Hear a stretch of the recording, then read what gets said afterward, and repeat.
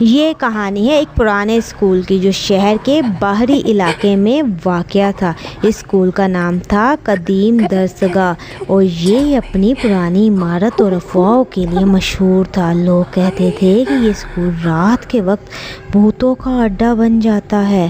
کوئی کہتا تھا کہ وہاں ایک پرانی استانی کا سایہ اب بھی بھٹکتا ہے جو اپنے اسٹوڈنٹس کے ساتھ ظلم کرتی تھی۔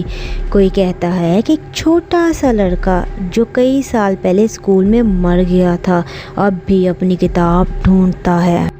لیکن یہ سب افواہیں تھیں اور کوئی بھی ان باتوں کو سچ ماننے کے لیے تیار نہیں تھا سوائے اس رات کے جب کچھ اسٹوڈنٹ نے فیصلہ کیا کہ وہ اس راز سے پردہ اٹھائیں گے۔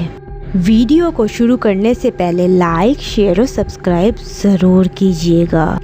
یہ بات ہے اکتوبر کی ایک ٹھنڈی رات کی۔ اسکول میں اینول فنکشن کے بعد 5 دوست علی، سارہ، زین، ہنا اور فرحان نے پلان بنایا کہ وہ اسکول کے پرانے حصے میں جائیں گے جو بند کر دیا گیا تھا۔ اسکول کا وہ حصہ کئی سالوں سے بند تھا جو کسی نے نہیں دیکھا تھا۔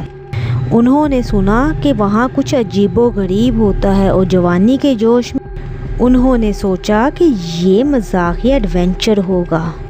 رات کے 11 بجے تھے جب وہ اسکول کے پیچھے والے گیٹ کے پاس ملے۔ علی کے پاس ایک ٹارچ تھی، ثنا کے پاس ایک چھوٹا سا کیمرہ اور زین کے پاس ایک پرانا میپ جو اسے اسکول کے ریکارڈ روم سے ملا تھا۔ ہنا اور فرحان کے پاس بس تھوڑی سی ہمت تھی اور بے چینی۔ سب کے دل میں تھوڑا سا ڈر تھا لیکن کوئی یہ دکھانا نہیں چاہتا تھا۔ چلو یہ صرف ایک پرانا اسکول ہے، اس میں کوئی بھوت وغیرہ نہیں ہوتا، علی نے مزاحیہ لہجے میں یہ کہا۔ گیٹ کا تالا ٹوٹا ہوا تھا اور وہ آسانی سے اندر داخل ہو گئے۔ اندر کا منظر بالکل ویسا تھا جیسا انہوں نے سوچا تھا۔ سناٹا، اندھیرا اور پرانی کھڑکیوں سے آتی ہوئی ٹھنڈی ہوا۔ وہ سیدھا لائبریری کی طرف چل دیے جہاں افواہوں کے مطابق سب سے زیادہ بھوتیا ایکٹیویٹی تھی۔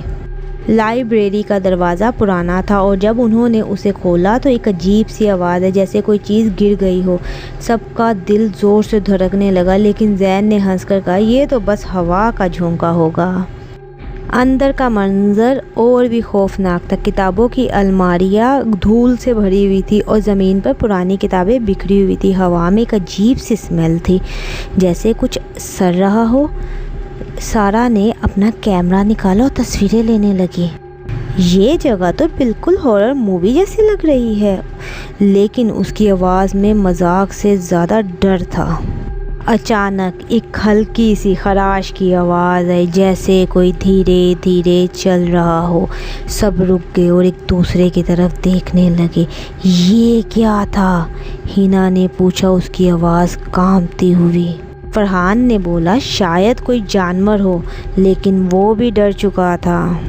علی نے ٹارچ کو چاروں طرف گھمایا لیکن کچھ نہیں دکھا۔ پھر ایک اور آواز آئی، اس بار یہ کسی کے دھیرے سے بولنے کی آواز تھی جیسے کوئی بڑبڑا رہا ہو، تم یہاں کیوں آئے ہو؟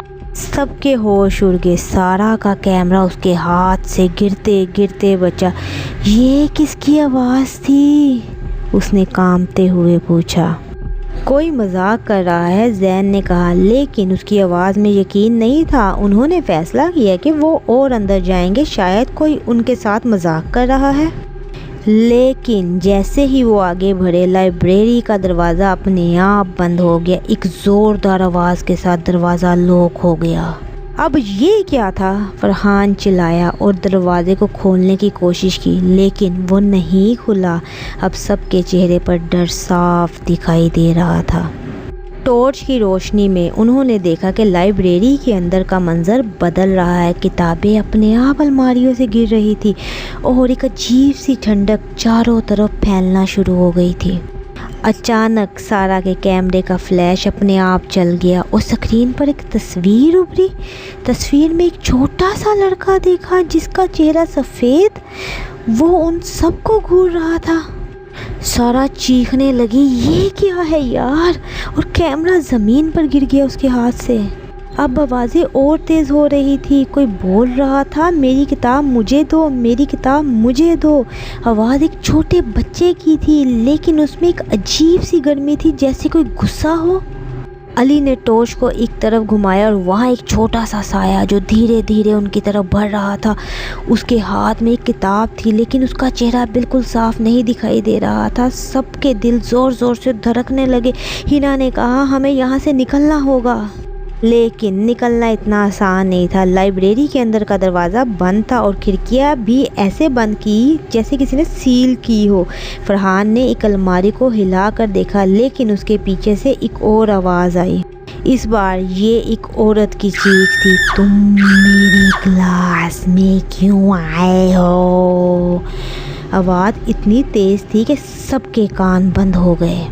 زین نے میپ نکالا اور دیکھا لائبریری کے نیچے ایک پرانا سا بیسمنٹ تھا، جو شاید اسکول کے زمانے میں اسٹور روم کے لیے استعمال ہوتا تھا۔ شاید وہاں سے کوئی راستہ ہو، اس نے کہا، اور سب اس کے پیچھے چل دیے۔